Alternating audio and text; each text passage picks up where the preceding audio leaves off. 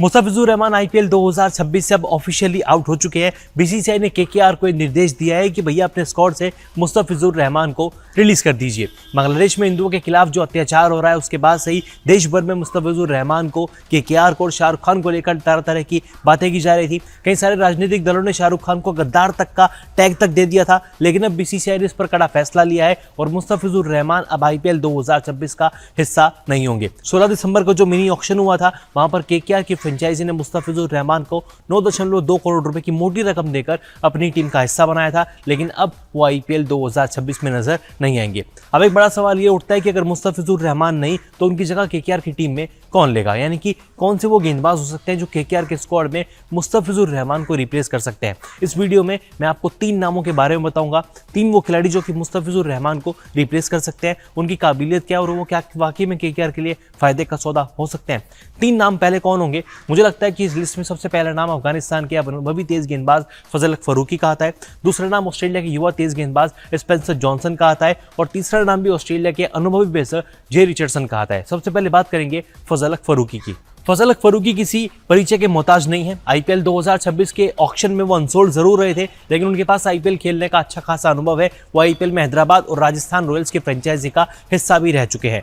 साथ ही 2024 में जो टी20 वर्ल्ड कप खेला गया था उस वर्ल्ड कप में वो संयुक्त रूप से लीडिंग विकेट टेकर थे और अफगानिस्तान के लिए उन्होंने 17 विकेट चटकाए थे। उनकी कुछ स्पेशलिटी की बात करें तो फजल हक फारूकी 140 किलोमीटर प्रति घंटे की रफ्तार से गेंद को स्विंग कराने की काबिलियत रखते हैं और खास तौर पर पावर प्ले में बड़ी खतरनाक गेंदबाजी करते हैं। पावर प्ले के स्टार्टिंग के 6 ओवर में इनके खाते में कम से कम 2 से 3 विकेट हमेशा देखने को मिलते हैं। अगर उनके इंटरनेशनल करियर की बात करें तो अफगानिस्तान के लिए अब तक उन्होंने 51 टी20 इंटरनेशनल मैच खेले, जिसमें अगर आप एवरेज देखेंगे 20 से भी कम की एवरेज है और 63 शिकार फजल हक फारूकी ने किए हैं। तो फजल हक फारूकी एक परफेक्ट रिप्लेसमेंट हो सकते हैं मुस्तफिजुर रहमान का। हालांकि इस लिस्ट में फारूकी के अलावा दूसरा नाम स्पेंसर जॉनसन का आता है। स्पेंसर जॉनसन की बात करें, आईपीएल 2024 में गुजरात टाइटंस और आईपीएल 2025 में जॉनसन केकेआर की टीम का हिस्सा थे, लेकिन मिनी ऑक्शन में इस बार उनको कोई खरीदार नहीं मिला।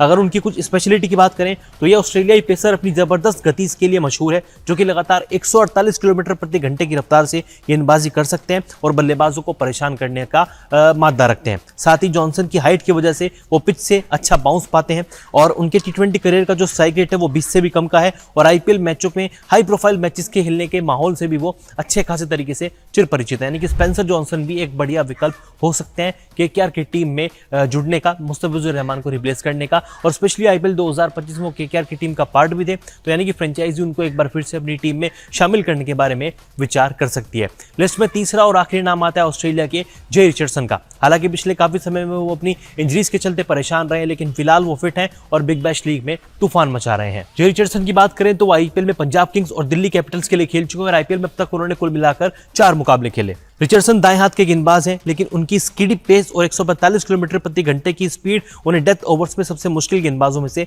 एक बनाती है। खास तौर पर वो निचले क्रम पर तूफानी बल्लेबाजी के लिए भी जाने जाते हैं और लंबे लंबे छक्के लगाते हैं। यानी कि अगर जे रिचर्डसन केकेआर की टीम में शामिल होते हैं तो न सिर्फ केकेआर को एक बढ़िया पेसर मिलेगा, एक अनुभवी तेज गेंदबाज मिलेगा, बल्कि लोअर ऑर्डर में एक बढ़िया बल्लेबाज भी मिल सकता है, जो कि अपनी बल्लेबाजी से डेथ ओवर्स में न सिर्फ लंबे लंबे छक्के लगाने का काम करेगा, बल्कि टीम को एक बढ़िया स्कोर तक पहुंचाने में मदद भी कर सकता है। अब आपको क्या लगता है कौन मुस्तफिजुर रहमान को केकेआर के स्क्वाड में रिप्लेस करेगा? फजल हक फारूकी, स्पेंसर जॉनसन या फिर जे रिचर्डसन या फिर इन तीनों के अलावा केकेआर की फ्रेंचाइजी, केकेआर का टीम मैनेजमेंट किसी अन्य नाम पर विचार करेगा? आपको क्या लगता है फटाफट से कमेंट करके बताइए और बने रहिए स्पोर्ट्स नाउ पर।